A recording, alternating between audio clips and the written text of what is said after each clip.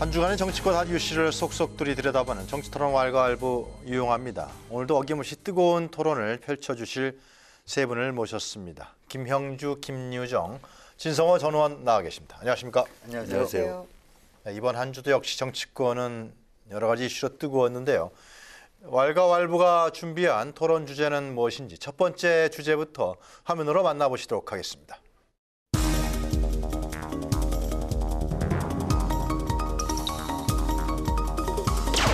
여야 사당은 선거제 개혁 단일안을 조속히 마련해 이 약속을 지키겠습니다. 우리 당의 제안을 토대로 사당이 충분한 의견 조율을 통해 국민의 대표성과 비례성을 높이는 선거 제도를 금명간 만들어내겠습니다.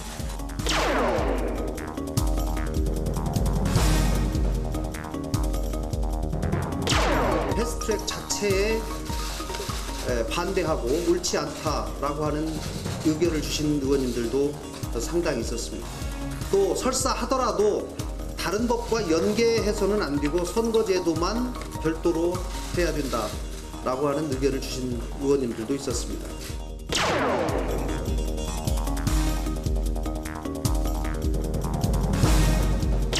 게임의 룰인 선거법을 패스트트랙으로 강행 처리하겠다며 다시 국회를 파행으로 몰고 가고 있습니다. 자유한국당은 국회의원 숫자를 270명으로 10% 줄이고 비례대표제를 완전히 폐지하겠습니다.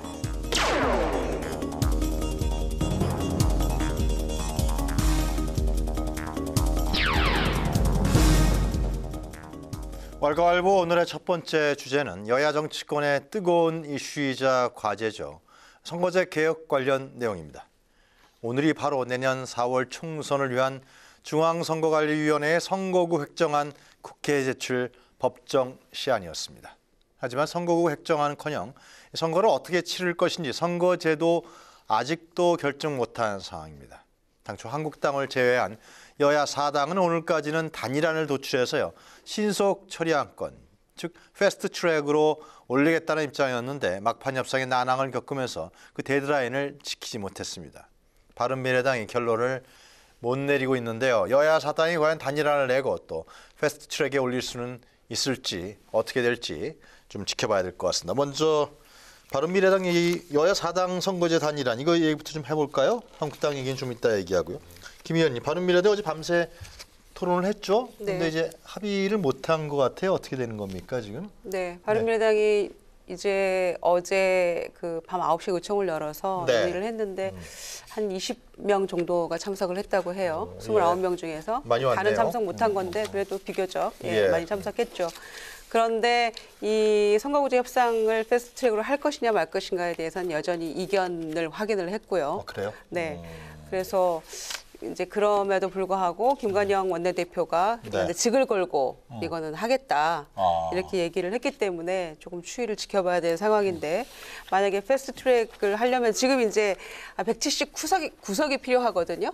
이거를 패스트트랙으로 올리려면 네, 의원 정수가 그런데 지금 무소속까지를 다 뭐 국회의장 포함해서 뭐 합한다고 하면 한 181석이 되는데.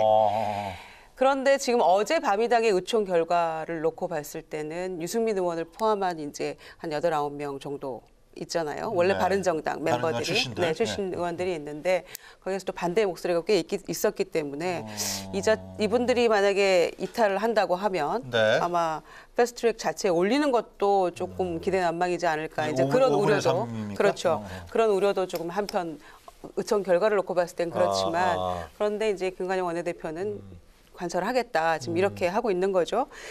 이제 어렵게 3월 국회를 열었습니다. 그랬는데 지금 이 선거구제 문제 포함해서 뭐 여러 가지 지금 갑자기 장애물들이 또 다시 이 곳곳에서 지금 나오고 있는 곳곳이 지뢰밭인 것 같아요. 이제 그런 상황인데 한 가지 지금 이 민주당하고 야 3당이 합의한 것은 지역구 225석 그리고 비례대표 75석 이 부분에 대해서는 큰 틀에서의 공감대는 지금 형성이 된 거잖아요. 네. 그래서 자유한국당이 안을 내지 않으면 우리 일단 패스트트랙으로 가겠다 이거는. 그리고 더 이상 이렇게 시간 끌 수 없다. 오늘이 사실은 시한이거든요. 100% 연동형 비례제는 아니더라도 그죠? 아니더라도. 50%죠? 네. 그건 이제 민주당 아닌데 민주당 아닌, 어쨌거나 지역구 225석, 그다음에 비례 75석, 300석을 넘지 않는 선에서 지금 민주당과 야3당은 일정 부분 우리가 합의점을 찾아보자 이렇게 하고 있는 것인데 자유한국당은 의견 내라, 당 입장을 내라 했더니 비례를 아예 없애고 270석 이런 목리를 부리고 있는 거죠. 예. 그리고 자유한국당 그렇다면 빼고 간다 네. 이랬더니 의원 총사퇴하겠다 지금 이렇게 압박하고 있는 것인데 굉장히 극한 대립 상황이지만 일단은 어제 뭐 바른미래당 쪽에서 원내대표가 강한 의지 표명을 했기 때문에 네. 일단은 민주당과 야3당이 아까 말씀드린 그 안을 가지고 협상에는 임하지 않을까 이렇게 생각합니다. 기한은 좀 여유가 있죠. 국회의장이 60일 안에 그걸 20년 동안 이 선거구제는 기한을 지킨 적이 없기 때문에 국회가 질타받아야 마땅한데 아니, 패스트트랙을 가더라도 330 가더라도 내년 예. 그 즈음 해야 1, 2월쯤 가야 빨라야 그쯤 되는 거죠. 예. 민주당 안은 그러니까 100% 연동형 비례제는 아니고요. 네. 시청자들의 이제 이해를 좀 돕기 위해서 말씀해 예. 주시면 좋겠는데 뭐 민주당 안은 어떤 겁니까? 준연동형이죠. 예. 우선은 이제 득표를 따라서 50%를 먼저 하고 원래는 그다음에 100%인데요. 예, 그다음에 비례를 가지고 다시 하기 때문에 전체적으로 300석을 넘지 않는다는데 초점을 두고 있습니다. 그리고 그래서 민주당도 크게 예. 자기 텃밭인 호남이라든가 이런 쪽에서 크게 손해는 안 본다. 예를 들면 사실은 그런 뭐 건가요? 손해를 안 본다고 볼 수는 없죠. 여러 가지 또 특히 예를 들어서 뭐 호남 의원들이 또 민주당뿐만 아니라 네. 민주평화당 의원님들께서 호남의 의석수가 줄어드는 데 대한 우려를 하는데 사실 그런 식으로 본다라면 민주당도 또한 호남의 의석수에 네. 기반하고 있다는 측면에서는 또 그것이 또 수도권하고 연동되는 부분도 있죠. 그래서 그 뭐 전반적으로 정의당을 제외하고는 자유한국당이나 민주당 일정 정도 손해를 볼 수 있지만 큰 틀에서 어쨌든 우리가 가야 될 방향이 네. 일정 정도 비례대표 의석을 넓혀야 되고 그리고 권역별이고요. 다양한 다당제를 선호하는 의원 정당과의 협치도 필요하기 때문에 뭐 그런 일정 정도의 뭐 손실을 감안하면서도 가는 길이고 또 크게 정치를 잘하면 그런 정도는 크게 손실이 아닐 수 있겠다는 좀 판단도 전에 있는 이제 자유화문으로 것이죠. 나왔습니다만 네. 김관용 원내대표 얘기는 네. 선거제 이것만 패스트트랙을 하지 왜 민주당에서 공수처법이라든가 다른 부분까지 연계해서 하려고 그러냐. 예. 그거를 아마 지금 그렇습니다. 반미당에서 아무래도 그것이, 하나만 하자. 예. 그것 때문에 반미당에서 아마 제대로 이제 한 것 같은데. 야당에서는 이제 이런 부분에 대해서 개혁 법안에 대해서 과연 이제 중립적이냐라는 것 때문에 연동돼 있고 또 그 부분의 일정 정도는 또 자유한국당에서 자꾸 이제 바른미래당에서 만약 그렇게 민주당 안을 따라갈 경우에 이중대 소리 든다 하니까 그것도 자꾸 이제 신경전을 펼치는 부분이 연계한 게 있는 거고. 뭡니까? 5.18 망원법하고 지금 공경수사권 네, 조정 공수사권 조정법, 공수처하고 세 그런 가지죠. 부분이 예. 있죠. 예, 그래서 그런 부분에 있어서 크게 10개 중에 지금 3개로 줄어든 부분이 있는데 네. 뭐 그것은 또 협상에 따라서 정말 뭐 또 다시 논의해야 될 사항이 아닐까 가능성이 있지 싶습니다. 않겠습니까? 네, 그렇게 그렇습니다. 얘기하면요. 예. 한국당에서는 지금 이거 안 된다. 나경원 원내대표가 의회 민주주의 폭거라 그랬던가요? 하여튼 뭐. 근데 뭐 나경원 원내대표 말을 떠나가지고 네. 참 좀 안쓰럽습니다. 왜냐하면 이게 제가 볼 때는 국민들은 이 연동 뭐 비례된 이런 거 잘 모르고 결국은 이게 다 밥그릇 싸움입니다. 어떻게 제도를 만드냐에 따라서 네. 우리 당이 다음 총선에서 의석을 좀 더 가져갈 수 있다는 건데요. 근본적으로 저는 이 헌법을 바꾸자면 문제가 있다고 봅니다. 왜냐하면 보십시오. 지금 유럽이나 뭐 뉴질랜드 같이 의회 민주주의 중에서도 조금 우리하고 스타일이 다른 나라들이 하는 게 연동형 비례대표제고 이 전 세계에서 이걸 하는 나라가 몇 개 안 됩니다. 그런데 이걸 굳이 하자는 것도 그렇고 또 하나는 대한민국은 세계에서도 유례를 찾아보기 힘든 강력한 대통령제 국가입니다. 미국 대통령제도 우리보다 굉장히 약한 대통령제입니다. 그리고 영국이나 미국이나 비례대표 없습니다. 그러니까 비례대표가 있냐 없냐부터 해서 연동형 할 거냐부터 해서 굉장히 많은 논의가 필요한데 마치 연동형 비례대표가 선이고 이거를 지금 악인 것처럼 이야기하는 것 자체가 문제다. 두 번째는 방금 말씀하신 것처럼 아니 패스트트랙 할 거면 선거법만 하면 되는데 굳이 끼워넣기로 또 여기 뭐 공수처법 꼭 하고 싶은 걸 끼워넣는 거. 전 이것도 민주당 입장에서 내가 양보 좀 해줄 테니까 야 저 민평당 정의당 좀 이것도 좀 해줘 이런 겁니다. 밤이다. 그러니까 바른미래당에서는 이게 무슨 소리냐. 패스트트랙에 왜 띄우는데 이걸 같이 우리가 끼워줄 게 아니야. 그리고 공수처법안은 지금 굉장히 중립성이 의심되기 때문에 바꿔야 된다고 이야기하는데 이걸 끼워넣어서 같이 하겠다는 저는 그 의도도 불순하다. 그리고 마지막으로 이건 게임의 룰입니다. 예. 과거에 민주당이 80석 시절에도 18대 국회 때 이쪽은 보수 진영의 뭐 선진당 다 합하면요 굉장히 네. 의석수가 많았습니다. 그렇지만 네. 게임의 룰을 정할 때는 80석 민주당 말도 들었습니다. 그분들이 반대 안 했습니다. 그런데 지금은 110몇 석, 지금 113석쯤 되는데 아무리 자유한국당 힘이 없다 하더라도 하나씩 빼고 우리끼리 다 할게 패스트트랙 띄우자.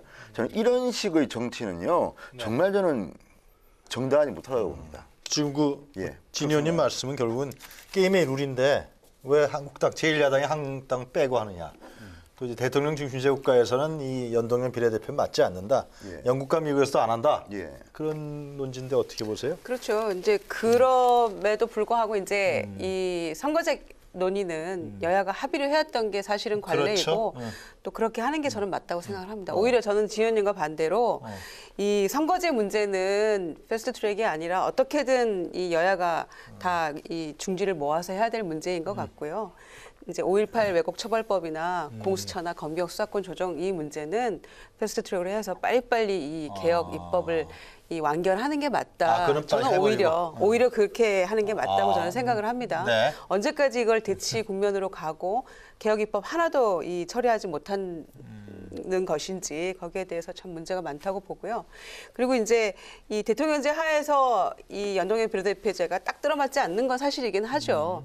그렇지만 이 민심을 제대로 이 사표 방지하고 제대로 전달하기 위한 그런 하나의 대안으로서 이 연동형 비례대표제는 논의를 해왔던 것이고 네. 그렇기 때문에 이제 여야가 이 중지를 모으고 있는 그런 상황인데 이 한국당 논리대로라면은 이건 정말 목리 외에 그거 아무것도 아니라고 생각합니다. 그러니까 헌법상에도 규정이 되어 있는 비례대표제를 아예 없애자. 그럼 본인이 비례대표 출신 아닙니까? 나경원 원내대표. 그랬나요? 네, 그리고 그 수많은 비례대표 의원들이 또 잘 해 나가고 있잖아요. 그리고 그분들은 이 소수, 여성, 약자, 그렇죠. 장애인 그리고 또 각 직능 대표하면서 그 나름의 굉장히 중요한 역할들을 해왔던 것이죠. 비례대표 이 제도라는 것이. 근데 그거를 아예 없애자. 그리고 지역구 270석 논의하자. 이건 논의를 하지 말자는 말의 다름 아니고요. 지난주에도 저희가 논의를 했습니다마는 개헌안 얘기 나왔을 때는 본인의 한국당이 안 내지 않고 딴소리 하고 그다음에 이제 이 선거제 얘기하니까 그거는 권력구조 원포인트 개헌이라도 해야 된다 이렇게 얘기하는 건데 심상정 이 정개특위 위원장은 자 선거제 합의 이 논의하는데 한국당 들어오고 얘기를 하면 우리 원포인트 개헌에 대해서도 충분히 논의할 수 있다 이렇게 지금 얘기를 하고 있거든요. 네. 그런데도 지금 거기에 대해서는 응답하지 않고 그냥 목리 부리고 있는 거잖아요. 그래서 뭐 최악의 경우에는 이 민주당과 야3당이 이 힘을 합하면 네. 얼마든지 이 부분은 이 패스트트랙으로 갈 수 있는 거 아니냐 이렇게 생각을 하고요. 다만 이제 선거제 문제는 조금 이 여야가 좀 합의로 하는 게 바람직한데 나중을 위해서도 또 여태껏 그래 왔고요.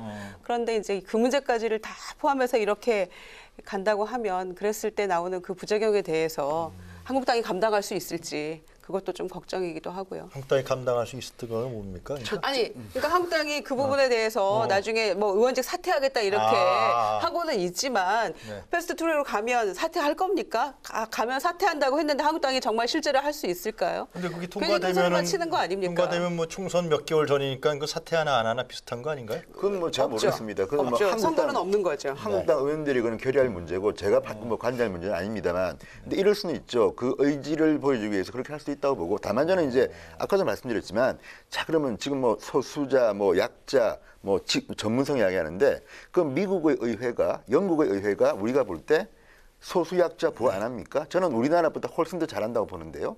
그리고 또 하나는 과거에 우리가 좀 후진국이나 중진국 수준이었을 때는 비례대표가 필요했을지도 모릅니다. 근데 지금은 지역 대표성이 좀 중요하다고 저는 봅니다. 개인적으로는. 왜냐하면 우리나라처럼 지역색 때문에 시끄러운 나라가 그렇게 많지 않습니다. 논의가 좀 다른 차원이네요. 들어보십시오. 그럼요. 이거는 선거 룰 아닙니까? 선거제는 지금 마치 우리의 논의의 초점이 연동형 비례대표가 마치 선이고 이게 우리의 골이다. 그래서 이걸 하기 위해서 민주당이 좀 양보하고 뭐 정의당하고 민평당하고 의논한다는데 이런 생각은 저는 아니라고 봅니다. 왜냐하면 그럼 근본적으로 생각해 봅시다.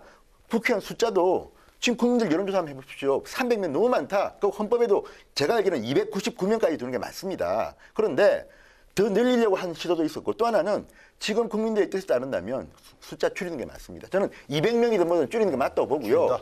거기에 대해서 한국당이 의견을 낼 수 있는 거 아닙니까? 근데 왜 한국당이 의견만 내면 한국당은 틀렸어. 우리가 맞아. 뭐 쟤들 뭐 왕따시키고. 저는 이런 식의 태도는 의회 민주주의 아니 말 표현들이요. 저는 요즘 그래요? 민평당이나 이 민주당이 쓰는 말들을 보면요.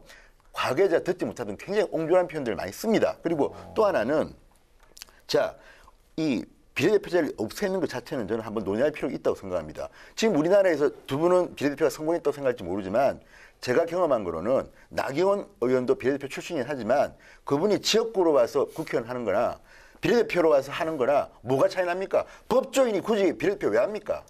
저는요 근본적인 의문을 제시합니다. 그리고 비례대표 출신 중에서 무리를 빚은 좀 있습니다. 그분이 그 분야의 대표성을 왜 가졌는지도 잘 모르겠고 돈을 뭐 줘가지고 받았다는 의혹도 있고 그러니까 이런 것들을 보면 저는 비례대표는 당장 폐지해라. 현재 비례대표는 그렇습니다. 그 박정희 때와 다르죠 지금, 그죠? 정당명부 지금도 식이에요. 비례대표의 공천 때문에 늘 시끄럽습니다. 아니 공천이 아니라 지금 1인 2표에서 한 비례대표. 그렇죠. 서로 다르죠. 늘 시끄럽습니다. 보수정당에서는 비례대표를 필요할 때는 만들었다가 네. 불필요하면 없앴던 그게 우리나라 비례대표 보수정당을 만든 건 역사입니다. 아닙니다. 예? 아까 얘기했지만 박정희 정권 때 6대 때 비례대표를 왜 만들었습니까? 그러니까 북한 사람 없습니다. 자리 주려고 만들었다가 그때는 또 선진국이 아니었지 않습니까? 근데 지금은 우리가 민주주의로 갔으면 지금 선진국은 아니, 저는 독재 국가 때 그 스타일을 그대로 가져가야 됩니까? 없애버리면 되는 거 아닙니까? 지금은 오히려 저는 정반대로 지역구를 다 없애도 된다고 생각합니다. 그래요? 지역구 의원이 지역구를 위해서 뭘 합니까? 사실 SOC 투자 다 끝났습니다. 옛날에 네. 지역구 의원들의 공약이 뭐였습니까? 다리 놓아준다, 길 놓아준다. 지금 더 이상 그런 게 더 이상 어디 있습니까? 자기 지역에 정말 지금 필요한 것은 국가의 혁신을 위해서 법제도 개선입니다. 네. 현재 자기 지역구 의원들이 자기 지역에서 뭘 하고 있습니까? 사실은 시도 의원들이 지역구 다 활동 다 해요.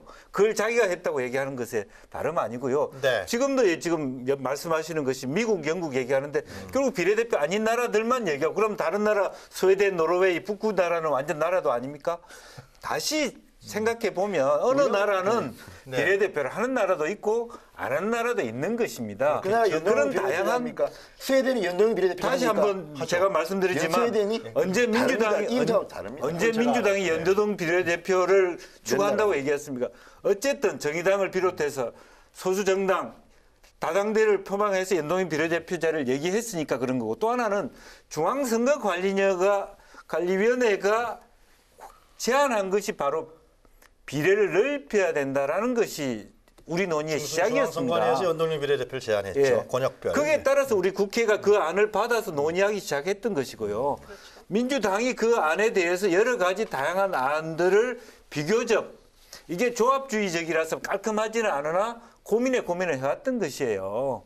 이제 그런 면에서 하나하나를 얘기하는 것이지 갑자기 그런 진짜 포퓰리즘 중에 포퓰리즘 갑자기 그야말로 우리가 전두환식 처방이라고 뭐 문제가 되면 없애버리자. 그렇게 얘기하는 건 저는 맞지 그럼 않다고 아까처럼 보는 거예요. 지역구원이 필요 없으면 김유정 전부 다 비례대표로 할까요 그러면? 정부의 비례대표 할 수 있죠. 아니, 그러니까 돌아가면서 생활위에서 그런 논의라면 돌아가면서. 비례대표가 아무 필요 없다는 논의면 전부 다 바꿔도 똑같은 논리 아닙니까? 네, 말씀 듣고 제가 좀 권고를 한 것에 따라서 그걸 기준으로 삼아서 여야가 이 논의를 해왔던 거고 지난 연말에 이 단시까지 이르렀던 거고 또 다시 합의를 해서 해보자 이렇게 했던 건데 네.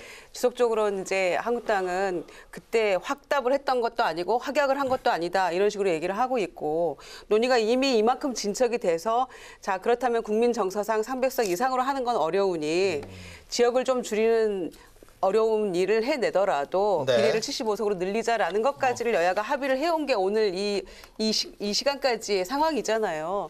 그러면 이 논의에 대해서 어떻게 할 것인가에 대해서 한국당이 고민을 하고 거기에 대해서 의견을 주는 게 맞지 전혀 다른 논의로 이 비례를 아예 없애고 270석으로 하자라는 것은 어깃장 놓는 것밖에 안 된다는 말씀이에요, 저는. 그러니까 한국당이 논의에 뛰어들어서 같이 문제를 풀려고 하는 의지가 있는 것인가라고 생각한다면 전혀 의지가 없다는 것이고요, 저는.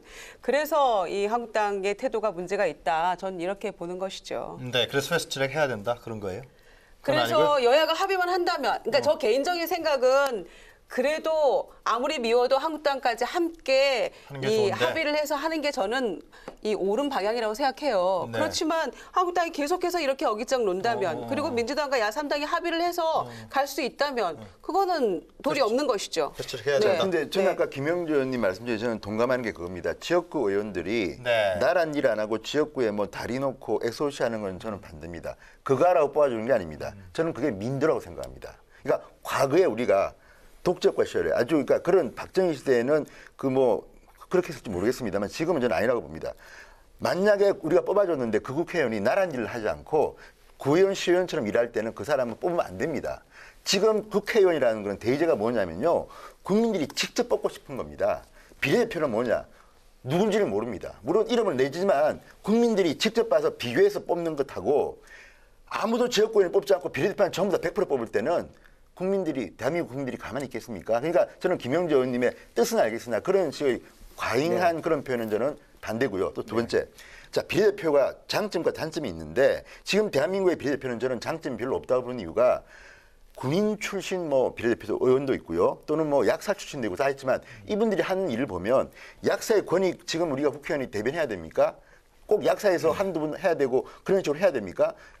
약사 출신 국회의원이요. 다른 일로 무리를 빚는 분도 계시고 지금도 한번 나타났고요. 얼마 전에도 또 등등등등 그분이 다음에 지역구 또 국회의원 가십니다. 비례대표 끝나면 이게 저는 국민들은 자기 지역구에 공천받아 온 사람을 판단해서 선택하는 그 과정이고 그 의원은 저는 나란 일을 해야 한다고 생각합니다. 그래서 저는 비례대표 없어도 충분히 할 수 있다는 주장을 하는 것이고 이거는 제 말이 맞는 것도 아닙니다. 제 주장이기 때문에 논의해보자는 겁니다. 우리나라에 맞게. 그런데 지금 선관위가 했던 그 안이 교과서처럼 그것을 가지고 중심으로 논의하는 것 자체가 저는 국회의원들이 명예가 저는 좀 명예가 아니라고 봅니다. 왜냐하면 그렇게 할 거면 국민의 대표인 국회의원을 왜 뽑습니까? 국회의원의 생각이 먼저 중요하고 그다음에 자문을 구하는 것이지 선관위 안이 있다고 해서 그걸 가지고 중심을 해서 한다? 저는요. 물론 장점이 있을 겁니다. 그렇지만 연동형 비례대표에 대해서도 장점도 있지만 우리나라에서는 대통령제에서는 안 맞는 부분도 많다고 봅니다. 그러니까 그런 면을 갖다 논의를 하자는 겁니다. 예. 사실은 우리나라 정책적인 토론이네요. 예, 우리나라의 정당의 권위가 있으면 저는 지역구 할 만하다고 생각합니다. 가령 뭐 유럽처럼 내년 총선에서 서울지역 모든 여성 공천을 하겠다. 그걸 당원들이 받아들일 수 있으면 좋겠는데 지금 우리나라 정치가 오히려 이상한 민주주의, 정당 민주화라는 이름을 어느 사람이 누가 어떻게 말하자면 이렇게 네. 대표가 되는지를 모르는 상태. 그렇게 되면 어떻게 되냐면 지금 남녀 성비가 어떻습니까? 현재 국회에서. 지역구에서 만약 지역구만 한다 그러면 청년, 여성, 장애인이 극히 줄어드는 현상밖에 안 생깁니다. 그리고 또 하나는 불가피하게 지역구 활동을 할 수 없는 특성을 가진 분이 있어요. 지역구원이라고 하는 것이 단순히 기능만 갖고 할 수 없는 부분들도 있는 거고요.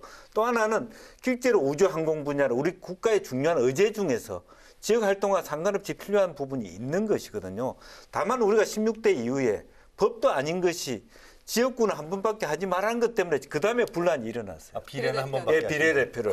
관행화. 그러다 보니까 이상한 현상이 일어나 버린 겁니다. 그래서 오히려 정말로 앞으로 미래의 우리나라 정치는 정말로 어떤 전문인이 우주인이 오든 뭐 전문인이 4년 동안 열심히 법 제도하고 네. 그다음에 국회를 떠나는 그런 분위기로 가는 부분도 있어야 되고요. 그래서 국회를 위해서 정말 우리 정당이 잘못하는 게 아까 말씀 잘했습니다만 약사를 비례시켜 놓고 복지위원회도 안 보내고 다른 상임위를 보내는 네. 것도 굉장히 우리가 반성해야 될 지점이 있는 거예요. 그래요. 그래서 예. 제가 한마디만 덧붙이면요. 예. 저도 김영주 의원님 말씀에 공감하면서 이 비례대표제의 도입의 취지가 무엇이었는지를 우리가 다시 한번 생각을 해봐야 됩니다. 그러니까 여성의 정치적 대표성을 강화시키기 위해서 사실은 도입이 된 겁니다. 그래서 비례대표제는 50%를 여성에게 이 순번을 주게 되어 있잖아요. 민주화 이후의 얘기죠. 그렇죠. 그러니까 13579 홀수를 여성에게 주는 거 아닙니까? 그렇게 해서 50%를 비례대표에서 확보를 하고 그렇게 해도 겨우 여기까지 왔는데 20대 국회에서 여성 의원이 17%예요.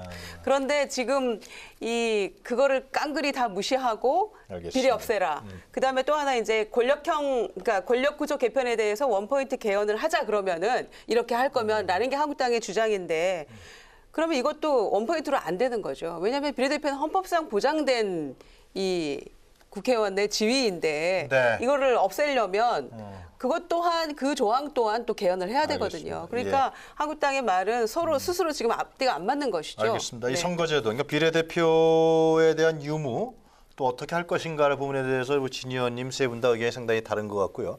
시청자분들께서도 각자의 그 논지를 들었을 거라고 생각이 돼요. 근데 제가 이제 또 궁금한 건 현실 정치인데 결국은 김 의원님은 한국당이 자꾸 어깃장 놓고 반대하니까 김 의원님 말씀입니다. 그러니까 네. 선거제를 패스트트랙 가야 된다라는 거고. 우리 김영주 의원님은 어떻게 보십니까? 그렇습니다. 지금 차라리 한국당에서 현행대로 하자라고 하는 얘기가 훨씬 낫지. 어느 날 갑자기 줄이면서 한다라고 네. 하는 것은 물론 그렇게 얘기해도 말이 안 되는 건 아닙니다. 하지만 너무 생뚱맞다는 것이고요. 그래서 사실은 저희들이 생각하는 것도 어쩔 수 없는 시간에 쫓기는 어떤 고충이 있는 선택이라는 것을 이해해 주셨으면 좋겠습니다. 그러니까 그거는 그렇게 해야 된다. 네. 그렇게 가야 된다. 패스트트랙 그리고, 올려야 그리고 된다. 사실은 이 논의가 끝까지 진행 안 될 가능성이 굉장히 많습니다. 그럼 패스트트랙 가게 되면 총선 한국당은 앞두고. 어떻게 할 거야? 의원총 사퇴합니까? 아니 한국당은 지금 그걸 보고 판단해야지. 지금 그걸 갖다 이야기. 제가 지금 한국당 의원이 아니기 때문에 뭐라고 말씀드리지 못하지만 당원이시잖아요. 당원이죠. 그래서 지금 국회의원은 아니죠. 알겠어요. 근데 예. 그럼 그분들이라서 하시겠죠. 근데 그 정도로 만약에 한국당 빼고 패스트트랙으로 했다. 선거를 바꿀 정도면요. 국회의원 그만둬야지 이거 왜 합니까? 이런 나라에서 저는 그렇게 생각합니다. 그래요. 네. 상당히 이제 굉장히 전국이 아주 격한 대립으로 갈 근데 가능성이 왜 저는 크다. 국회가 네. 지금 정치를 못해서 국민들이 지금 뭐 빈부격차가 너무 심해지고 실업자가 늘고 이런 문제에 대해서는 일을 안 하면서 꼭 자기들 알겠습니다. 밥그릇싸움만 이렇게 하는지. 그러면 선거제도 그러니까 국민들이 이렇게 기념님 싫어하는 제가 한 겁니다. 가지만 여쭤볼게요. 예. 선거제도와 관련해서 여야가 합의할 수 있는 안은 나올 수 없는 거예요? 그러면 저는 제대로 하려면요. 예. 국민 대토론을 하든지 지금 저는 말씀들은 굉장히 국회에서는 시끄러운 것 같은데 실제로 국민들한테 잘 물어보십시오. 연동형 비례대표가 뭔지 잘 알겠습니다. 모릅니다 진짜. 그러니까 이런 것들에 더 대해서는 논의를 해봐야 된다. 더 해야 됩니다. 왜냐하면 이런 중요한 결정을 하는데 안에서 알겠어요. 우리끼리 권력 다툼 아유. 알겠습니다. 그러니까 국민들이 국회의원들 싫어. 논의는 굉장히 오랫동안 하지 않았어요? 했죠. 우리끼리만 했죠. 국회 청문회도 하고 했죠. 뭐 많이 공청회도 하고 그러지 않았나요? 그런데 아니, 국민들은 공청회? 어떻게 잘 모릅니까? 국민들이 알겠습니다. 모른다고 하시는 잘 건 좀 모릅니다. 어폐가 있고요. 알겠습니다. 많은 국민들은 관심 갖고 이 부분에 예. 많은 대해서도 국민이라고 하기는 알고 어렵습니다. 계세요. 알겠습니다. 알고 하여튼 계세요. 네. 선거제도 개혁 문제하고 패스트트랙 문제 이 부분들이 하여튼 올해의 상당히 정치권에 있어서의 쟁점이 될 수 있고요. 또 내년 총선을 앞두고서 상당히 이견으로 대립할 수밖에 없는 사안이다. 그런 부분들이 나온 것 같습니다. 국회에서 이 문제를 어떻게 조정하고 또 타협하고 또 슬기롭게 만들어 나갈지 국민들이 한번 지켜볼 것 같고요. 자, 첫 번째 주제는 이 정도에서 저희들이 정리를 하도록 하겠습니다. 그럼 이어서 오늘의 두 번째 주제 화면으로 만나보시도록 하겠습니다.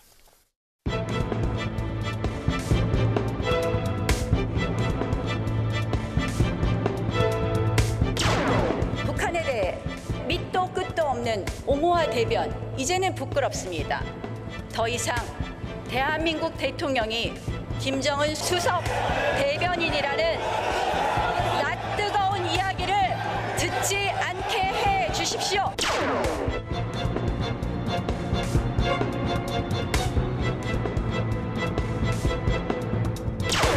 이것은 국가 원수에 대한 모독죄입니다. 냉전 체제에 기생하는 정치 세력의 민낯을 보는 것 같았습니다. 그야말로 저런 의식과 저런 망언을 하는 사람들이 집권할 일은 결코 없을 겁니다. 외신이 시작할 때는 한마디도 못하고 우리 언론들 얘기할 때는 아무 말 못하다가 거기에 왜 흥분합니까? 오로지 대통령 눈에 들 생각밖에 없는 것 같습니다. 나경원 원내대표의 발언은 구체적인 금도를 넘었습니다. 그러나 다른 한편 더불어민주당의 반응은 도저히 지켜볼 수 없는 정도로 한심했습니다.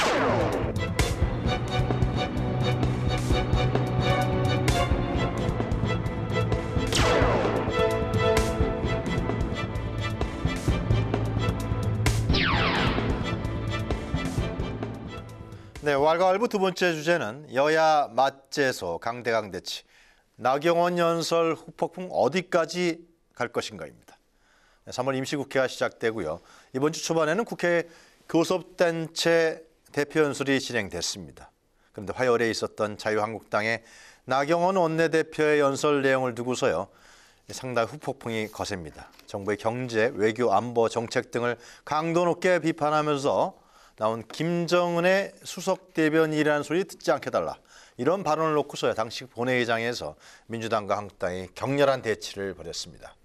지난해 블룸버그죠. 외신 기사를 인용한 것일 뿐이다. 이것이 이제 나경원 의원의 원내대표의 입장이고요. 국회 본회의장에서 제1야당 원내대표가 할 표현은 아니라는 게 민주당 입장입니다.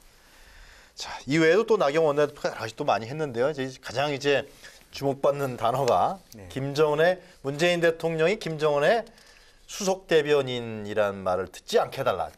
제 워딩에만 정확할 겁니다. 네. 블룸버그에 나온 얘기니까. 예. 그렇게 얘기해서 조금 더 미웠어요. 실제로 그렇게 이렇게 자기는 외신 통신이라는 이름으로 이렇게 그 얘기를 표현은 하되 듣지 내가 않게 김정은의 해달라. 수석 대변이라고 얘기한 건 아니다. 아니다 이렇게 얘기했기 때문에. 그게 그거 아닌가 싶기도 한데. 하여튼가 예. 그래서 지금 손학규 대표 말씀하신 것처럼 좀 정치적 검도를 넘었다 이렇게 얘기를 하고 비판할 건 비판해야죠. 그러나 가급적이면 제일 야당의 대표로 좀 품격 있게 또 무겁게 대표를 해야 되는데 여러 가지 뭐 꼬집을 때 꼬집을 수 있다고 생각합니다. 그러나 한편으로는 그러면서 어떤 그 대안을 좀 만들어줬으면 좋겠다. 이런 것을 더 해라는 그런 부분이거나 남북 관계에서 말씀하신 거죠. 아니면 여러 가지 경제적인 대안, 뭐 안보적 대안 여러 가지 있을 수 있는데 일방적으로 어쨌든 뭐 좌파 정권, 종북 정권, 뭐 수 대변인 이런 식으로 말하자면 이념적인 그 말하자면 빨간표를 붙이는데 급급했다. 이제 그런 면이 저는 상당히 아쉽다는 거고요. 또 실제로 발언하고 나오면서도 좀 자기가 매우 잘한 것처럼 이렇게 기뻐 날뛰는 부분도 이렇게 손을 뒤로 저는 이렇게 하는 거? 사실은 물론 본인과 본인의 지지자들은 아주 잘했다고 생각하고 실제로 그것이 일정한 효과가 있는 것으로 보여요. 이제 그럼에도 불구하고 지금 굉장히 엄중한 이 한국 정치 또 경제 상황 속에서 조금 더 무거운 마음으로 그런 마음을 국민에게 전달해야 되지 않느냐. 또 우리 사실은 여당도 뭐 반성할 점이 없지 않아 있다고 보여집니다. 그래서 결과적으로 이 모습들 자체가 이 국민을 위해서 정치를 하는 것보다는 자기 지지자들, 자기 미래 이미지만 가지고 정치를 하는 것 같아서 참 아쉽고 안타깝게 그렇게 보았습니다. 준 의원님, 금도를 넘었다. 그리고 나경원 원내대표의 그 발언은 한국당의 일부 지지자층을 위한 발언이다. 이렇게 얘기하셨는데 어떻게 보세요? 그러니까 저는 국민들 중에는 지금 말씀하신 것처럼 나경원 원내대표의 발언이 좀 심했다. 이거 너무한 거 아니냐 이렇게 생각할 수도 있다고 봅니다. 그런데 문제는 그 평가는 국민이 하는 겁니다. 그리고 국민의 평가를 보면 일단 여론조사만 보면 오늘 갤럽 어제 리얼미터 보면요. 한국당은 확 올랐습니다. 문재인 대통령 지지율이 확 떨어졌습니다. 지금 문재인 대통령의 지지율이 어제 오늘 두 조사에서 취무차으로 나왔습니다. 자, 그리고 그건 평가는 국민들이 하는 거고요. 또 하나 나경원의 이 김정은 수석 대변인의 말이 나경원 대표가 그렇게 지시한 게 아닙니다. 대한민국 대통령이 더 이상 김정은 수석 대변인이라는 낯 뜨거운 말을 듣지 않게 해달라 요구한 겁니다. 이런 말 듣지 않게 해달라. 나경원 원내대표가 문재인 대통령이 김정은의 수석 대변인이라고 하는 게 아닙니다. 그런데 그 순간 화면봤지만 막 과음 소리 지르고 막 하면서 중단됐습니다. 연설이. 저는 제1야당의 원내대표 연설을 하는데 이렇게 항의하고 의장석으로 뛰어 달려오고 해가지고 중단시킨 사례를 기억하지 못합니다. 제가 뭐 한 번밖에 못 해가지고. 그런데 문제는 말입니다. 이게 식물국회, 동물국회 할 때 식물국회 이후에는 한 번도 저런 장면을 전 처음 봤고요. 또 하나는 문희상 국회의장이 정도를 말씀하셨습니다. 내 생각과 다르더라도 들어라. 왜 자꾸만 중간에 중단시키고 과음 지르고 하느냐. 문희상 국회의장도 그냥 곤욕을 치렀습니다. 물론 문희상 의장의 마음속으로는 나경원 원내대표에 대한 평가가 있을 겁니다. 그렇지만 국회의장이니까 중립적으로 말하는 건데 다 듣고 평가해라는 겁니다. 그런데 중단시킬 정도로 막 의장석으로 뛰어오고 하는 거는요. 저는 그래서 나경원 원내대표의 이 발언에 대해서 여당이 또는 뭐 민주평화당이나 정의당이 기분이 나빴던 만큼 보수 성향의 국민들이 볼 때는요. 민주당 의원들의 저 옹졸함, 인내심이 없음에 대한 불만도 있는 겁니다. 어떻게 저 연설 정도를 가지고 지금 저렇게 중단시킬 정도로 인내심도 없느냐. 아니 저는 이제 이해가 되지 않습니다. 그리고 또 하나는 그 뒤에 나타났던 그 반응들 이해찬 대표 뭐 국회 뭐 국가원수 모독죄. 네. 자기가 그때 같이 없앤 법 아닙니까? 그거 1988년에 민주화 되자마자 없앤 게 바로 국가 모독죄인데 그걸 잊으셨는지 국가원수 모독죄 이야기하시고 뭐 법적 대응 이야기하시고 또 민주당 의원님들도 말씀하신 거 들어보면 어떻게 그렇게 무슨 충성 경쟁하듯이 저렇게 나옵니까? 저는 이 정도의 발언에 대해서 이 정도로 민주당이 이렇게 흥분하는 것, 그리고 청와대도 이례적으로 또 코멘트하고 네. 이런 것들이 아직도 우리가 참 선진국가에 멀구나, 민주국가 아니구나, 어쩜 이렇게 참 날씨 좀 뜨겁습니다. 저는. 과민 반응이다 예. 이 말씀. 그래서 알겠어요. 한국당 지지도가 예. 좀 올라간 것 같습니다. 나경원 네. 원내대표가 이 작심하고 도발을 했는데 민주당에서 그냥 냉소하면서 찬물을 끼얹어 버렸으면 불이 꺼져 버렸을 텐데 같이 기름 부어줘가지고 지금 불이 확 커졌어요. 네. 이제 그런 상황이라고 봅니다. 한마디로 정리하면. 그리고 이제 그동안에 이 문재인 정권이 야당 복이 참 많았잖아요. 야당이 너무 못 싸웠잖아요. 진 의원님이 나경원 원내대표 너무 못 싸운다고 하니까 지금 싸우려고 굉장히 잘 싸우려고 노력하는 것 같아요. 보니까. 살좀 못 싸웠죠 그전에는. 너무 착해. 너무 예, 못 싸웠죠. 이제 한국당 입장에서 보면 그렇습니다. 그리고 그런데 이제 이 황교안 대표가 전당대회 동안에는 그냥 이 날카로운 질문에는 이리저리 피해가면서 황세모 소리까지 들었는데 지금 아주 단호하게 얘기하는 거 보니까 아까도 여담으로 말씀드렸습니다만 황 동그라미 되고 있는 거예요. 네. 이제 그렇게 단호하게 돼가고 있고 나경원 원내대표는 그동안에 보십시오. 만약에 과거 민주당 같았으면 그냥 저희가 가만히 있었겠습니까? 그러니까 야당 복이 많은 거예요. 지금 민주당은. 보세요. 신재민, 김태우, 손혜원, 그다음에 환경 블랙리스트 건, 그다음에 성간이 지금 그 간헐적 단식이라고 조롱당했던 그 상임위원 건 얼마나 많았습니까? 야당 입장에서 호재가 굉장히 많았는데 그거 하나를 연결해서 살리지를 못한 게 나경원 원내 지도부였어요. 그런데 요번에 이제 이 교섭단체 대표 연설 한 방으로 말 한마디로 지금 이제 그걸 만회하고자 노력을 했던 것 같고요. 그리고 상당히 의도적이고 이 의도된 도발 아니었습니까? 미리 다 연설문 나가는 것이고 민주당도 알고 있었을 것이고 그리고 이 소위 이제 김정은 수석 대변인 운운했던 그 기사 인용한 그 문구는 여러 차 4번인가 회의를 했는데 한 번도 거기에 대해서 이의 제기하는 사람이 없었다는 거예요. 한국당 내부에서도. 그러니까 알고 불을 지른 거 아니었겠습니까? 그런데 그렇다면 듣기 싫으면 자리에 앉아서 우리 예전에 다 해봤잖아요. 항의도 하고 소리도 지르고 다 했습니다만 네. 원내대표가 그냥 의장석까지 뛰어 올라가가지고 한 20분, 25분을 이렇게 저지하면서 중단시킨 사례가 없거든요. 그러니까 듣기 싫고 쓴소리고 아픈 얘기이기 때문에 더 화가 났을 거라고 생각은 해요. 네. 그리고 나경원 원내대표도 굳이 그렇게 표현하지 않아도 네. 얼마든지 애둘러서 품격 있는 언어로 이 질타할 수 있었을 텐데 하는 아쉬움이 있는 거고요. 얘기를 구분해서 한번 해보죠. 그렇죠. 지금 이제 두 분 말씀은 결국은 김 의원님이 동의하실지 모르겠는데 그 나경원 원내대표가 그도 제1당의 원내대표 교섭단체 대표 연설인데 얘기하는 중에 어떤 얘기를 하더라도 그걸 중단시킨 것은 민주당 의원들이 잘못됐다라는 것이에요. 일단 그다음에 이제 그 김정은 수석 대변인 얘기는 그다음에 먼저 이게 잘못된 겁니까? 어떻게 되는 겁니까?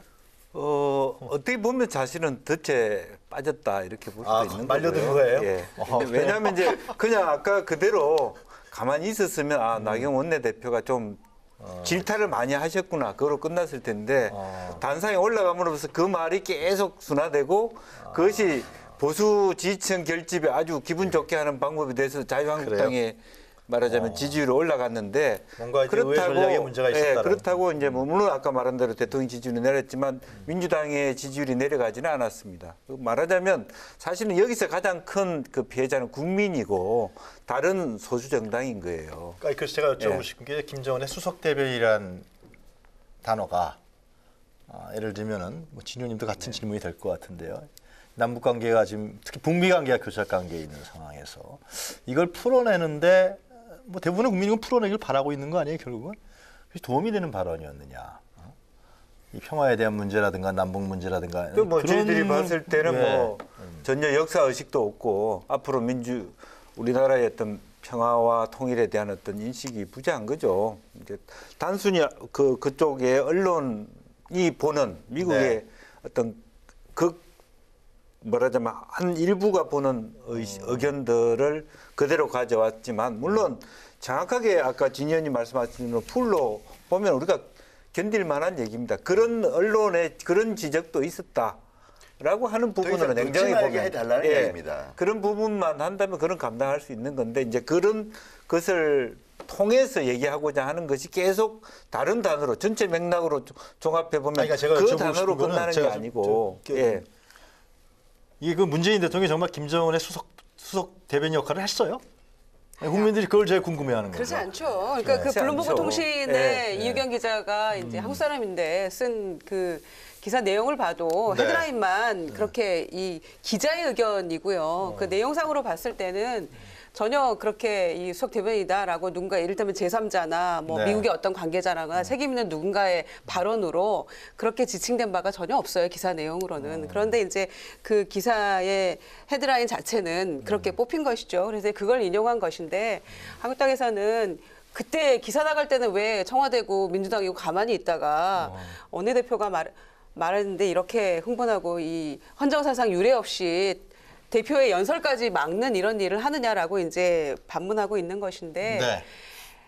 기사는 기사이고요. 원내대표가 또 국회 내에서 그걸 옮겼을 때는 또 다른 것이죠. 그래서 저는 그렇게 하는 것이 우리 국익에 무슨 도움이 될 것이냐. 설사 진현님 말씀대로 인용을 했을 뿐이고 그렇게 되지 않도록 해달라, 그런 말 듣지 않도록 해달라라는 말이었을지라도 저는 우리가 그렇잖아요. 기사를 보고 거기에 공감하면 그걸 인용하는 것이지 전혀 나는 생각이 다른데 그 말을 갖다 붙이지는 않거든요. 그러니까 내부에서는 그렇게 하고 있다라는 극우 이 보수층의 이야기를 대변하고 있는 것을 보이는 겁니다. 저희 눈에는. 그리고 거기에 공감하니까 그렇게 하는 거죠. 사실 우리 누구도 김정은, 저희 입장에서는 그래요. 김정은의 수석 대변인 역할 했다고 생각하지 않습니다. 어려운 상황이고 어차피 핵 문제는 미국과 북한이 얘기할 수밖에 없는 거라는 건 우리가 알고 있던 주제의 사실인데 네. 당사자들끼리 얘기하는데 어렵고 막힐 때마다 문재인 대통령이 그걸 뚫고 중재 역할을 해왔던 게 사실이잖아요. 지금까지. 물론 하나의 회담은 불발됐습니다마는. 그런 상황이기 때문에 조금 더 그래도 역할이 있을 것이다라고 양쪽 다 이 마지막까지 가지는 않고 있잖아요. 굉장히 수위 조절을 하면서 신중 네. 모드로 가고 있는 것이 현재의 모습인데 그걸 놓고 아무리 인용이라고 하지만 그렇게 얘기하는 것이 제1당의 이 원내대표의 연설문에 그게 들어가는 것이 새삼스레 작년 기사를 끄집어내서 그리고 기사 내용에는 없는 내용을 또 그 야마만 보고 소위 이제 죄송합니다. 시체말로 야마라고 하죠.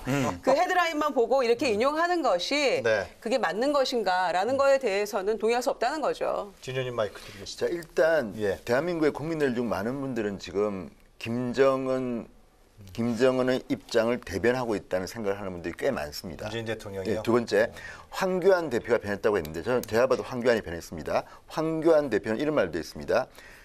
그냥 그 수석 대변인이 아니라 뉴욕타임스는 김정은의 에이전트라고 했습니다. 근데 에이전트라는 말이 굉장히 묘한 단어인 거 아시죠?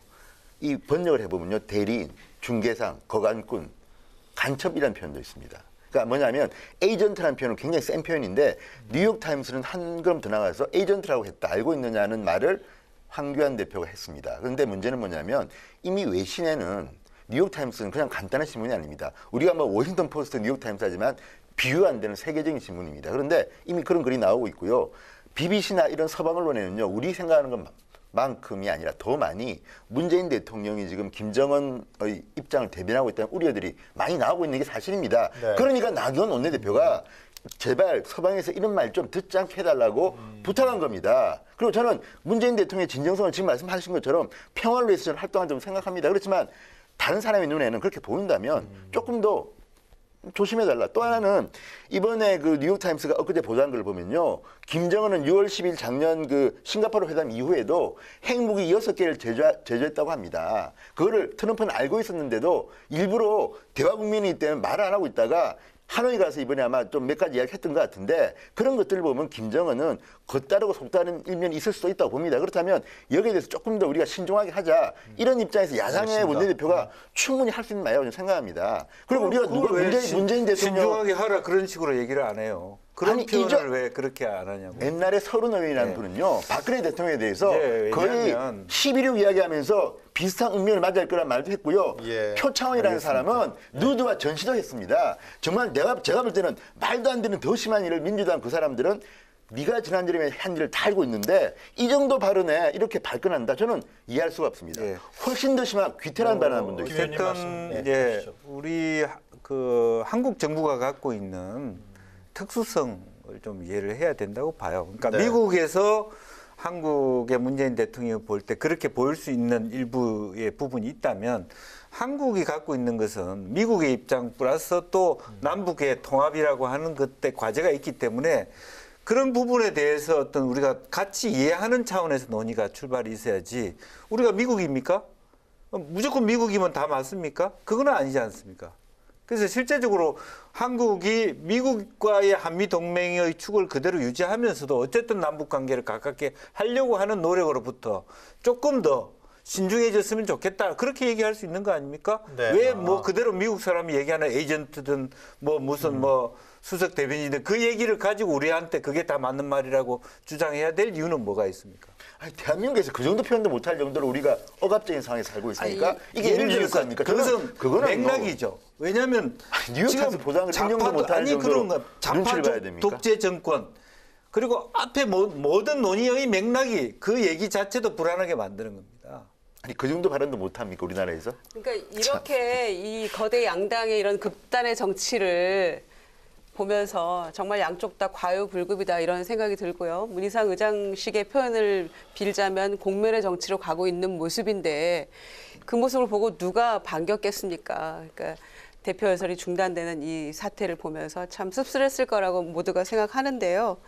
그래서 이제 이 제3정당이 이 길을 걸어보고자 했던 국민의당 결국 실패로 돌아갔던 거고 그리고 그래서 이 연동형 비례대표제 예. 얘기가 지금 야당에서도 나왔고 알겠습니다. 민주당도 예. 함께 가고 있는 것인데 그것마저도 이런 교착 국면에 있는 이 상황이 참 안타까운 지금 상황이네요. 나경원 원내대표를 민주당에서는 윤리위원회에 제소했고요. 또 마찬가지로 한국당에서는 홍영표 이해찬 대표를 제소했죠. 윤리위원회. 윤리위원회가 열리면 이게 좀 어떻게 될지 모르겠는데 하여튼간에. 예.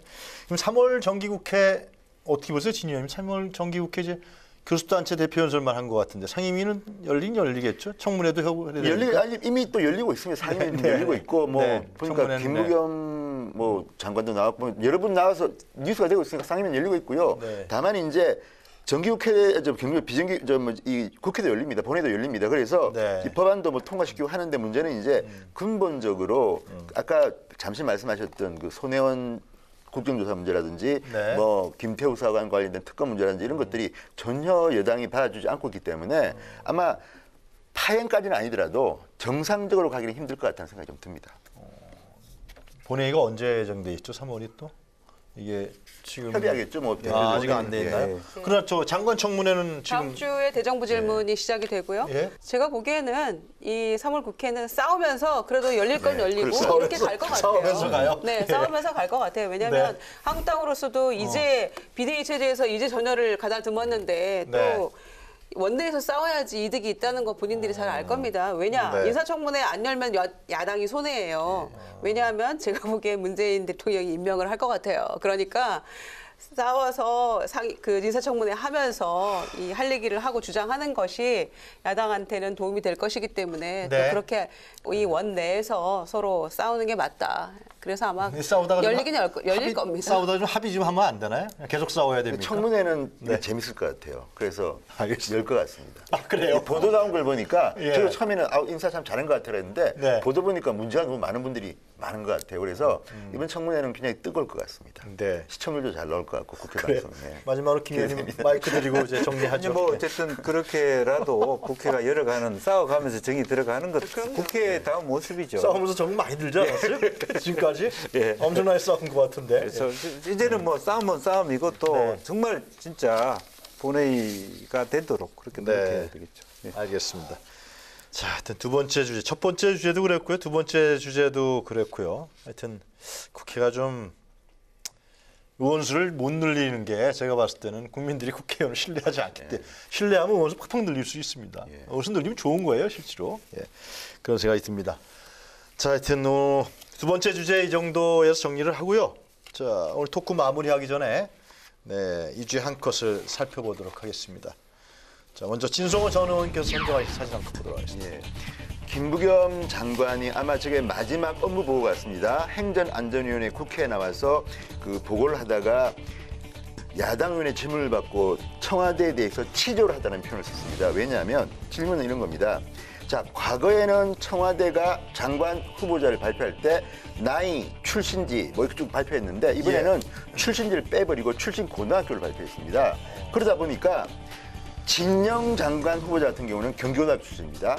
박영선 후보자 같은 경우는 서울 수도여고 나왔습니다. 그러다 보니까 서울이 4명입니다. 그리고 뭐 강원도, 경북 등등이 있었는데 실제 출신을 갖다가 바꿔보니까 진영 장관 후보자는 아시다시피 전북입니다. 네. 박영선 후보자는 경남입니다. 그러다 보니까 천하니까 서울 4명, 뭐 경북, 뭐 인천 등등이 아니라 실제 출신지는 호남이 4명입니다. 7명 중에서 4명이 호남이고 경북은 없습니다. 그분은 호남 출신입니다. 그리고 나머지도 뭐 이 인천 이렇게 득득 나왔는데 강원도, 뭐 부산, 광주 이렇습니다. 그래가지고 결과적으로 말씀드리면 청와대가 혹시라도 출신지를 둔갑시키기 위해서 이렇게 한 거 아닌가 이런 질문인데 김부겸 장관의 답변은 이런 식의 개각 발표는 치졸하다고 한 거고요. 그 결과 지금 이번에 18개 장관들을 제가 보니까 자, 6명인가 7명이 지금 호남입니다. 지금 현재 장관. 바뀐다면. 그리고 5명이 영남인데 그중에 4명은 부울경입니다. PK입니다. TK는 1명입니다. 딱 1명입니다. 그 다음에 충청남도, 충청북도는 제로입니다. 대전 1명 있습니다. 저는 이런 식의 지역 안배가 문재인 대통령한테는 엄청난 부담이 될 것이다. 이미 충청북도 신문에는요, 기사가 나기 시작했습니다. 왜 우리를 홀대하냐? 저는요, 아무리 뭐 능력 위주로 뭐 이렇게 장관을 지명했다고 하더라도 최소한의 지역 안배는 있는 겁니다. 네. 대통령의 고향인 PK에서 4명, 호남 6명 내지 7명, 대구 경북 1명, 강원도는 2명입니다, 지금. 그리고 충청남도 제로, 충청북도 제로, 대전 1명. 이런 식의 지역 안배는 저는 좀 심각한 문제다. 네. 오죽했으면 김부겸 장관이 치졸하다고 했을까. 그리고 물론 저는 김부겸 장관이 대구 출신이기 때문에 네. 충분히 또 그 지역, 또 지역구에 생각을 쓴 것 같기도 하지만 어쨌든 이런 식의 개각 발표는 제가 볼 때도 조금 비겁했다는 생각이 들고 이번 뭐 이미 지명했으니까 제가 할 말은 없지만 지금 지역 안배가 너무 안 돼 있습니다. 앞으로 저는 대통령이 지역 안배 좀 제대로 했으면 좋겠습니다. 제가 한마디만 한다면 사실은 이제 그게 뭐 잘 됐다는 측면은 그렇습니다만 한국 사회 전체가 TK, PK 중심으로 전체 인력이 육성되어 왔습니다. 그 전에? 예. 그러다 보니까 사실은 전 부처에도 보면 사실은 다 그렇게 거의 다 되다 보니까 사실은 노무현 대통령 때도 그렇고 좀 무리해서라도 그런 안배를 하려고 했던 겁니다. 호남에 대한. 그러니까 호남을 뭐 편중해서 한다는 것이 아니라 그나마 그것이 또 하나의 균형의 어떤 잣대로 봐주셔야지 편중이라고 생각하면 안 된다는 거예요. 물론 뭐 편중이 안 되는 원래 좋은 사회였으면 좋았겠죠. 충청, 충남, 충북은 없습니까? 김 의원님도 하신 말씀 있나 봐요. 네, 그 말씀은 동의하는데요. 동의하지만 그렇다고 해서 이 고등학교 이거를 밝히면서 그런 거는 발표한 거에 잘했다고 대해서 말할 수는 없죠. 보시죠. 그렇다고 감춰지는 것도 아니거든요. 네, 네. 그래서 이 김부겸 장관 내치자는 표현에는 뭐 속 시원한 면이 일면 있어요. 그런데 이 장관 하실 때 조금 쓴소리도 하시지 이제 다 내려놓고 다음 장관 내정됐는데 내려오실 분이 이 말씀 하는 것도 뭐 선뜻 뭐 그렇게 아주 시원해 보이진 않습니다. 그냥 알겠습니다. 지역구 정서를 반영한 그런 발언이 아니었나 이런 생각만 드는 것이죠. 하여튼 뭐 장관 청문회. 저도 부산이기 때문에 알겠어요. PK는 4명입니다. 많습니다. 알겠어요. 그렇게 하면 안 됩니다. 근데 충청 남북도 배려해줘야 된다는 지 게 의원님이 제 하여튼 이번 청문회 후보자 청문회를 상당히 기대하시는 이유를 여러 가지로 직간접적으로 짐작할 수 있을 것 찝들이 같아요. 너무 많더라고요. 알겠어요. 네. 알겠습니다. 예. 자, 김영주 전 의원의 사진 한 컷 보도록 하겠습니다. 네, 말씀하시죠.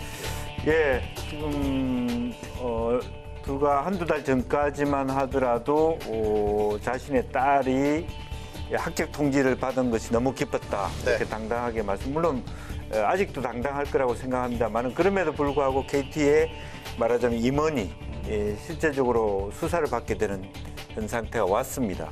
실제로 비정규직에서 말하자면 계약직에서 정규직으로 가는 과정이 석연찮다라고 하는 것인데 제 얘기는 저 문제가 과연 김성태 의원만의 일이었던가 권력전 전반에 있어서 사실은 우리가 같이 고민해야 될 때가 된 것 같다. 옛날에 사실은 노조도 그런 일들 했었고 여러 가지 어떤 권력청이 또 혹은 공기업이나 유사 공기업들이 어떤 정권에 좀 어떤 면에서는 줄을 대는 선에서 그런 야합이 있어 왔다면 이번 기회를 통해 가지고 그것을 다시 좀 원점에서 좀 다시 정치권에서 생각해야 될 때가 아닌가 그렇게 생각합니다. 이거는 김성태 의원이 부인하다가 다시 드러났으니까 지금 문제가 된 거 아닌가요? 네, 그렇습니다. 그래서 그 부분도 지금 속단하기는 어렵죠. 여러 가지 그럼에도 불구하고 여러 가지 현재 지금 그렇다고 아무 근거 없이 검찰이 그 임원들을 불러다가 조사하지는 않을 것이기 때문에 저는 단순히 김성태 의원만 가지고 뭐 이랬다 저랬다 저랬다 못할 게 아니라 실제적으로 17대, 18대, 19대 의원들도 다 그런 어떤 여러 가지의 생각을 했을 수 있다는 면에서 다 같이 반성해야 될. 상임위에서 연관된 산하 기관에 뭐 그런 것일 수도 있고 당내에 어떤 중요한 자리를 차지했던 사람들이 어떤 그런 데 대한 말하자면 암묵적인 말하자면 강요 이런 것들이 있을 수 있을 이건 참 밝혀지기 어려울 것 같아요. 저는 어쨌든 만약 김성태 의원이 억울하다면 할 수 없지만 만약에 사실이라면 저는 김성태든 누구든 간에 채용 비리에 연루된 사람은요 공직자들은 무조건 의원직 사퇴해야 돼요? 의원직 사퇴뿐만 아니라 법적 처벌도 받고 지금 이것 말고도 지금 이 진행 중인 여러 가지 사건들이 있습니다. 지금 채용 비리 의혹들이 한두 개가 아닙니다. 그런데 일부는 이미 1년 6개월 실형 사는 분도 있습니다. 그렇기 때문에 국회의원이든 무슨 저 검증이 간부든 누구든 간에 채용 비리에 얽힌 사람들은 일벌백계 이건 뭐 진보 무슨 문제는 아닌가. 알겠습니다. 그리고 앞에서는 그렇게 뭐 정의를 외치고 말이죠. 뒤로는 자기 자식 그렇게 하고 그거 되겠습니까? 안 되죠. 안 되죠. 네. 누가 그랬다는 거죠? 그런 사람들이 있었습니다. 알겠습니다. 주어 없음입니다. 좋습니다. 하면 안 되는 얘기입니다. 예. 알겠습니다. 자, 김유정 전 의원의 사진 한컷 보도록 하겠습니다. 네, 11일 월요일이었죠. 이 전두환 씨가 39년 만에 광주 법정에 섰습니다. 이 사자 명예훼손 혐의로 이제 섰는데 그랬죠? 그동안에 뭐 독감이다, 뭐 치매다 이래서 미루고 안 나오다가 드디어 이제 출석을 했는데요. 그리고 나 39년 만에 광주 시민에게 마지막 사죄할 기회마저 놓친 것 같아요. 보니까 이거 왜 이래? 라고 신경질을 냈거든요. 참 너무 가슴이 왜 아프고. 이래 하면서? 네, 기자 질문에 대해서 이거 왜 이래? 라고 신경질을 내고 들어갔죠. 그러니까 저 모습 보면은 전혀 뭐 알츠하이머하고는 관계가 없는 것 같은데 그동안 속여왔다는 그런 생각도 얼핏 들기도 하고요. 봐야지 알겠습니다만. 그래서 참 가슴이 더 아팠어요. 이제 반면에 광주 시민들은 우리가 감정적으로 대응하지 말자. 성숙한 시민의식 보이자. 이러면서 불상사가 일어나서 안 된다. 이렇게 하면서 굉장히 정말 준비를 철저히 했거든요. 감정을 격하게 드러내지 말자 이러면서 했었는데 결국에는 저런 모습 그리고 법정에서도 졸았다는 얘기도 있고 이러지 않습니까? 그러니까 정말 이 유가족과 이 광주의 이 한에 대해서 여전히 조금도 반성하지 않고 있다 이런 모습 보여지는 것 같고요. 그리고 이제 당시에 11일 날 그 광주지법 근처에 초등학교가 하나 있는데 그 동산초등학교예요. 거기 이제 초등학생들이 뭐 전두환 물러가라 구속해라 이런 얘기 했었는데 거기에 대해서 오늘 보수단체가 또 학위 집회를 또 10시에 했어요. 학교 앞에 가서. 어떻게 초등학생들의 역사 인식마저도 가지고 있지 못하는 것인지 또 거기 가서 말리지 않은 교사와 교장, 교감 물러나라 막 이렇게 지금 했다는 거죠. 그래서 참 더 기가 막힌 일인데요. 그 초등학교를 제가 나왔습니다. 그래요? 네, 제가 나왔고요. 그래서 이제 오늘 또 말씀하시는 거구나. 저는 자랑스러운 후배들이라고 생각하는데 지금 말이 안 되는 거죠. 그리고 이한열 열사도 이 동산초등학교에 나왔고요. 민주평화당의 최경환 의원도 동산초등학교를 나왔어요. 그래서 이 초등학생들이 바라보는 이 어른들의 모습에서 어떤 생각을 했을지 참 궁금하고요. 그리고 이제 전두환 씨는 저렇게 부인합니다마는 당시에 이제 그 미군 정보요원이었던 김용장 씨가 헬기를 타고 그 80년 5월 21일 날 광주에 왔었다라고 증언을 하지 않았습니까? 그런데도 저렇게 본인은 오불간언하고 있는 모습에서 참 이게 단죄받지 못한 역사의 비극 이런 걸 다시 한번 느꼈고요. 정말 제대로 재판해서 하자금도 내려왔고 이렇게 그 군인들이 소도 잡고 해서 많이 잘 먹었다는 그런 설이 그래서 있죠. 예. 저렇게 나와 무관하다는 저 모습과 저 신경질적인 39년 만에 그래요. 반응이 그가 보일 수 있는 전부였을까 하는 것에 대해서 정말 가슴 아프고 알겠습니다. 분노합니다. 예. 네, 요즘 우리 국민들이요 뉴스 보면서 화나는 일도 많고 또 놀라는 일도 많고 또 충격받는 일도 참 많은 것 같습니다.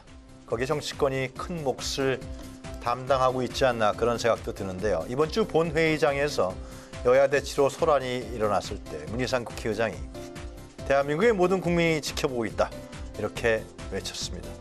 정책을 가지고 논쟁을 벌일 때나 정치 현안을 놓고 싸울 때도 국민이 지켜보고 있다는 사실 그것만 좀 기억하면요 국민에게 조금은 힘이 될 수 있는 국회가 되지 않을까 싶습니다.